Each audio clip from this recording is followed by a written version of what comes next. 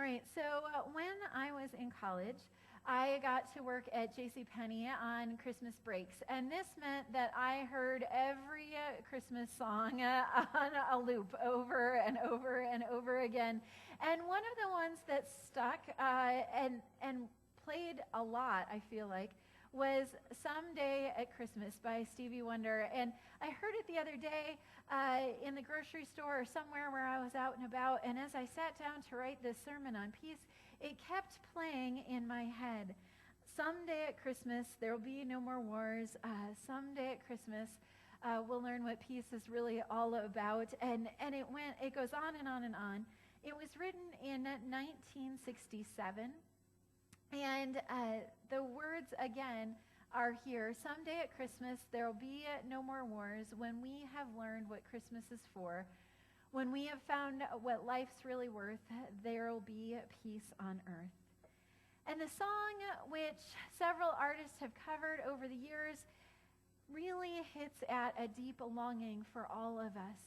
I wrote last week, I don't know if you got to read it, but I wrote about how Advent songs, whether they're church Advent songs or secular Advent songs, how they all convey this deep sense of longing for the world to be made right. And this one certainly gets at that, a longing for peace. And I think that sometimes the longing is for world peace, like this song talks about, but sometimes it's a little bit closer to home. Sometimes we're longing for family peace, like, I wish we could just have one dinner, one holiday meal where we didn't argue about the politics, or where we didn't argue about why it is that little Janie hasn't gotten married yet, or I wish that we could have a family that didn't argue, right? Sometimes we just wish for peace there. Or maybe you're longing for peace within your own heart. Sometimes this really hits us too, right? That even if there was world peace and your family was perfectly gentle all the time, sometimes it's peace within ourselves, wrestling with guilt and unforgiveness for ourselves, or maybe we're struggling to forgive someone else for wrongs that were inflicted. And so as we look at all the Advent themes that I listed before, hope and peace and joy and love, I think that peace is a particular challenge. And it's a particular challenge, let's be honest, in our world right now as our country grows more and more politically divided, as tensions on the world stage rise, and even as our denomination stands on the precipice of a major divide. We long for peace. And again, back to home, there is always that possibility that your friends or your family or your relationship somewhere have eroded or faded, and we're longing for peace. Peace on earth, goodwill to all, the angels said, and it sounds great, but it isn't easy. However, peace on earth, world peace, is what God actually promises in this passage. World peace, when you hear it as an answer to a question, what do you long for most? And somebody will say, oh, I just want world peace. And we look at them and say, oh, you naive little thing, right? Like, oh, how silly. You're not ever going to see world peace. And we it's almost a joke, right? Like, I long for world peace. But this is what God promises us. It's not a joke. God promises, get this, a peace that is so deep, it covers not just the war within our hearts. God promises us peace within our souls, and peace in our families, and peace between nations and people groups.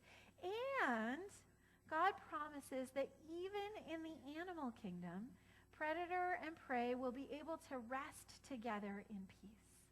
It's an amazing image. Every person, every animal will be able to find peace. So I want to look more deeply now at this passage, and I want to start, if you're one who likes to follow along in your Bibles, will be in verse 6 is where I want to start. And it says that the wolf will lie down with the lamb, and then the leopard will lie down with the kid, and the calf and the lion and the fatling together, and the little child shall lead them. And it's a beautiful image, one you've likely heard before. What's interesting to me about this is just a little tangent, but I am going to hope you indulge me for a moment. It's interesting to me that it never actually says the lion and the lamb lie down together. That's the image you see everywhere. When I typed in a search for Isaiah 11, this is exactly what popped up. It was not a wolf and a lamb together, which is what the Bible actually says. It's a lion and a lamb, but it looks pretty, right?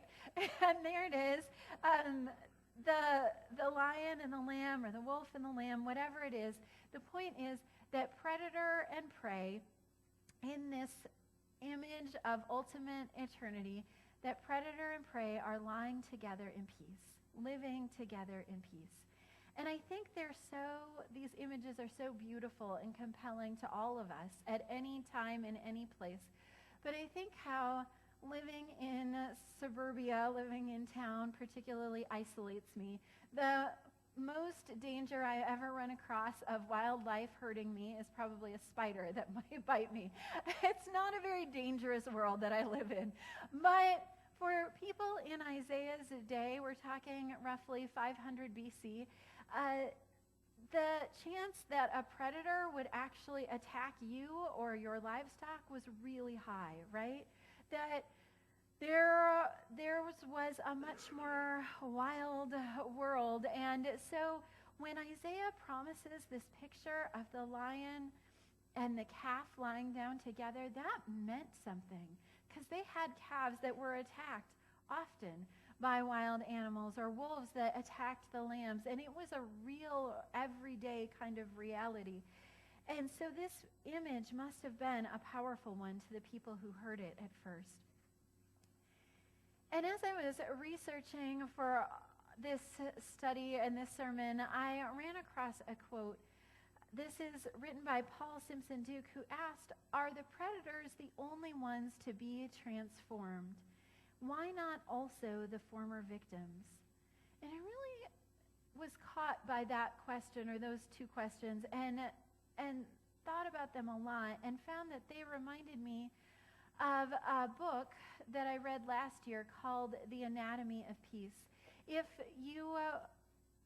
this sounds familiar to you, it's maybe because Nancy Morrison led a book study on this last January.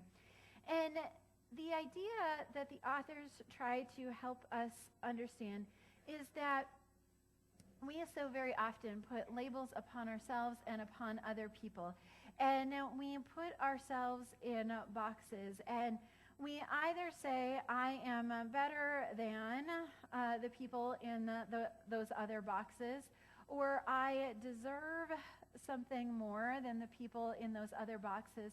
And the authors say that this happens so automatically, so easily. We find ourselves thinking in boxes, drawing boxes around ourselves and drawing boxes around other people. And over, the book says that as long as we see people in boxes, as long as we see people as objects, we're not ever able to get to a place of peace. That we need to be able to see other people as God's beloved. And that when we can see each other as God's beloved, then even when we vehemently disagree, at least we're able to say, I understand that you are a child of God, and you understand that I am a child of God, and we're able to have a place where we can find some peace. Now, I want to be clear that when I say the predator and the prey should lie together and that the victims need to be transformed, I'm not saying that the victims just need to accept abuse passively, or that the victims need to quickly get over their problems and easily forgive. But what I'm saying, and we've said this a lot in other sermons, I think, that when we hold on to bitterness and when we hold on to resentment, that bitterness and resentment eats us alive. And it keeps us from ever finding a place of peace, not just within our hearts, but with anyone else. That we've got to find a way to lay down that bitterness and resentment first if we're going to find our way back to peace. So God says that there will be no more predator and no more prey. Instead, only we'll see God's creatures resting together. And I think the resting part is just an extraordinary part of this image. look at how they are at peace. They're resting together. And you think about holiday meals or other times that I've been with friends that are having a debate, and there's perhaps peace at the table, as long as cousin Joe doesn't start talking about that thing that everybody hates, and it really irritates Aunt Sue when they bring up that topic, and then suddenly we've got war that's just underneath the surface. And if you have enough pie to shove in everybody's faces, you might be able to make it through the meal without an argument breaking out. But I would say that perhaps this is not actual peace, but just a freedom from arguing, which is something, right? But it's not the kind of peace that God promises. The lion and the calf or the lamb, they're resting together. They're not intense moments hoping that the lion doesn't tell the story about when he ate an antelope yesterday and get the sheep all riled up. Instead, they're at peace and they're resting together because they know they're safe together. So these peaceful images that we have conclude with this one bold statement. God says, "They will not hurt or destroy on all my holy mountain." They will not hurt or destroy on all my holy mountain. And I look at the church and I think how much I want that to be true for the church. And I don't just mean our church, I mean the church throughout the centuries. Because as I think about it, I think from the time that Constantine made Christianity the official religion, and Christians stopped being prey, that a lot of harm has been done in the name of the Lord. From the Crusades to the witch hunts to the Protestant Reformation, when there were bloody, horrible battles between the Protestants and the Catholics. I read this book last year. It was a fiction novel about Europe during the time of Queen Elizabeth. And they talked over and over about how bloody it was, the striving for power between the Catholics and the Protestants. And I think, and all of the people, the heads of those movements were saying, "We do this in the name of the Lord." And I thought, that is not the name of the Lord. That is a quest for power. It is not a quest for doing God's work. Because God says, "You shall not hurt or destroy on my holy mountain." And when we focus too much on labels, on predator and prey, we have missed the mark. And here's the thing. I think that God calls us to be peacemakers and not just peacekeepers. And I'll confess to you that I am so good at being a peacekeeper, but not always at being a peacemaker. When I said earlier about shoving a piece of pie in people's mouths, I didn't mean like a clown kind of pie. I meant like I circulate the dessert tray real heavily whenever I think there's going to be a tense moment. And I try to keep people at peace that way. But that's not entirely what we're called to. We're called to be people who usher in real peace. And I think that involves finding not just common ground, although that's important, but also a common goal. How can we work together towards something greater than ourselves? That, I think, begins to bring peace. When we're able to have conversations, then we're able to work toward a common goal. That's when we find peace. And I also want to give all of you a compliment and say that this church has been a remarkable place for a long time, I think, where people of different backgrounds, people of different skin colors, people even of different understandings on marriage and lots of other theological topics have been able to sit together peaceably. But I know that tensions are rising. They're rising outside and inside, and anxiety is among us. And I just want to make sure that we are always asking that question: am I hurting or destroying on God's holy mountain? Because that's not what we're called to do. Instead, the earth is supposed to be full of the knowledge of the Lord. And the Lord says that these are my beloved people, all of them, and we are to love them and care for them. So how do we find peace together? Well, for that, I want to go back to our passage to look at verse 1 then and see this other image that Isaiah gives us. This chapter has two beautiful images of peace. One, this image of the lion and the calf together, and then a perfect leader who's able to lead them into this place of peace. The leader king has a wisdom and understanding, the Bible tells us, Isaiah tells us. This perfect leader will have counsel and might, knowledge and fear of the Lord. And the leader comes from Jesse's family. Jesse's family tree. Now, Jesse, if you don't know, he was the father of King David. David who slayed Goliath. David who united all of the tribes and had the time of the best prosperity of God's people. David was promised by God that there would always be someone from his family who would sit on the throne. And in Isaiah's time, that promise was really in question. When the Assyrians are breathing down their necks, and then that crisis was solved, and then the Babylonians came, and there's bad king after bad king after bad king, the people had to be wondering, where is that promise that God promised to David? And Isaiah says, it's going to happen. A great ruler is going to come. And of course, we in today's world read these promises and we see Jesus. Just like last week when we talked about Isaiah 9, how there would be a wonderful counselor, a mighty God, the everlasting Father. These are images that Isaiah gives us of this promised one who is to come, and this is Jesus, the one who beautifully describes all of these things and fulfills all of these things.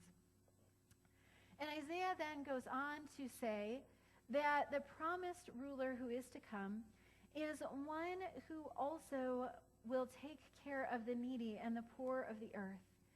And I want to point out how this is consistent with everything that God does.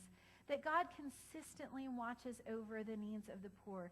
That the poor are the main focus of the blessings that Jesus gives in one of his most famous sermons, the Sermon on the Mount. It's in Matthew 5.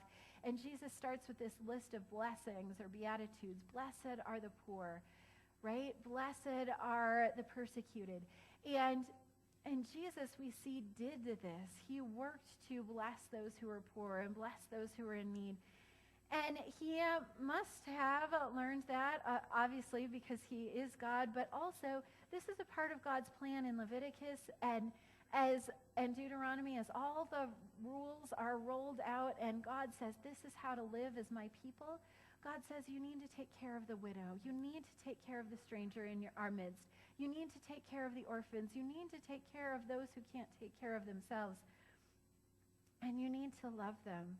And then if you fast forward on the other side of Jesus, the early church in Acts, what is Acts but a story of people trying to care for the poor and the needy and the widows and the orphans and tell everyone about the good news and love of God. And so as we think about all of these things, about how important it is to take care of those in need, it's not just like, oh, that's a separate add-on, like you should work for peace and you need to work for those who are in need. I think they work together because when we take care of the needs of others, we are bringing peace in the world. And as I was thinking about what it means to feel that calling and that tug of caring for the poor, I was reminded of a story that I read just this week in a book called Sent. Reverend Jacob Armstrong shares a story about going to Nicaragua on a mission trip. And while he was there, one of his jobs on the mission team was to carry water. And so like these girls that you see in the picture, that he carried a bucket of water down to this creek. And he says it was like 110 degrees. And he was so hot and so worn out from this long journey to the creek. And he filled up his bucket and he realized that he was crying. First, just little gentle tears that rolled down his cheeks, and then I imagine he got into messy crying. Messy, horrible crying for the pain that he was feeling. And he sensed that something was wrong, and he had a longing for things to be better. And he went home and he shared this story with his church about how this village needed wells, and he shared how much it would cost to build the wells, and he said, I think we need to start working together to build wells in this little village.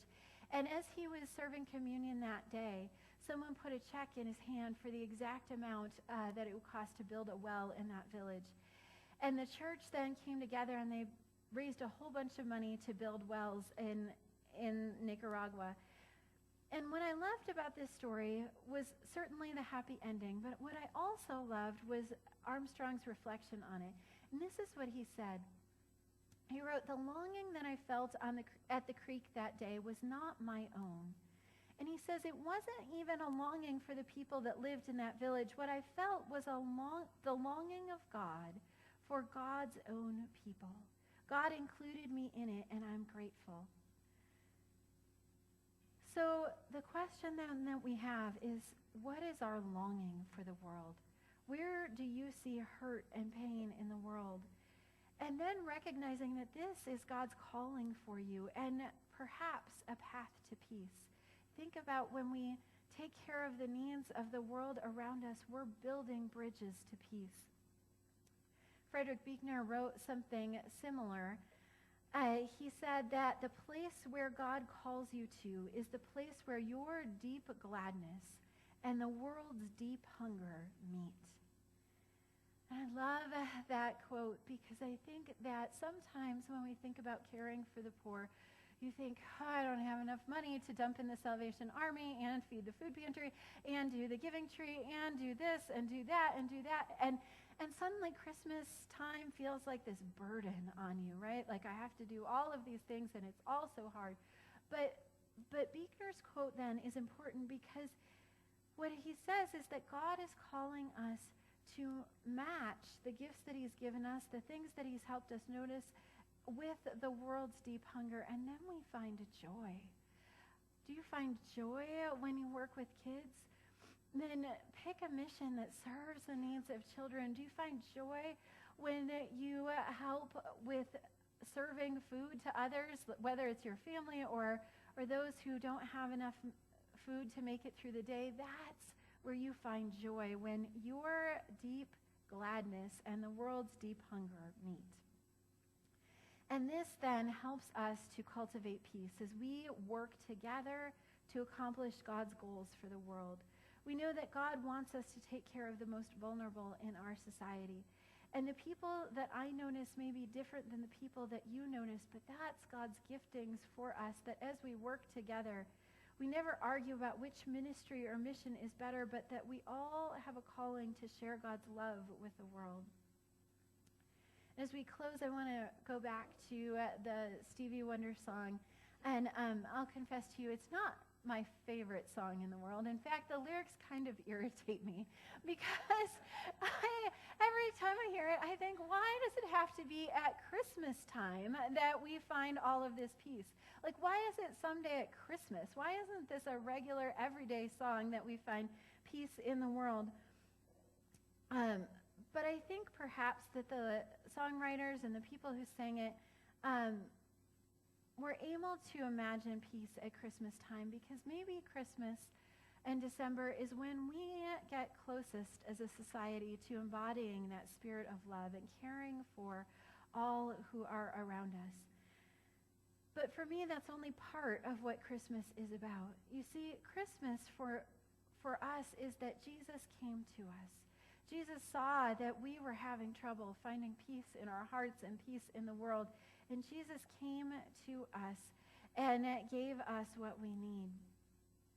And so this understanding of what Christmas really is led me back to the song. It says, when we have learned what Christmas is for, and if we've learned that Christmas is about Christ coming into our brokenness, into our darkness, and bringing light, then we're able to understand what life's really worth.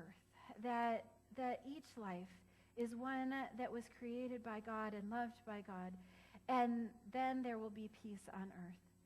When we've learned what Christmas is for, we understand our need for God and our need to care for all those around us. And then we find peace, God's peace that lasts forever. Let's pray together.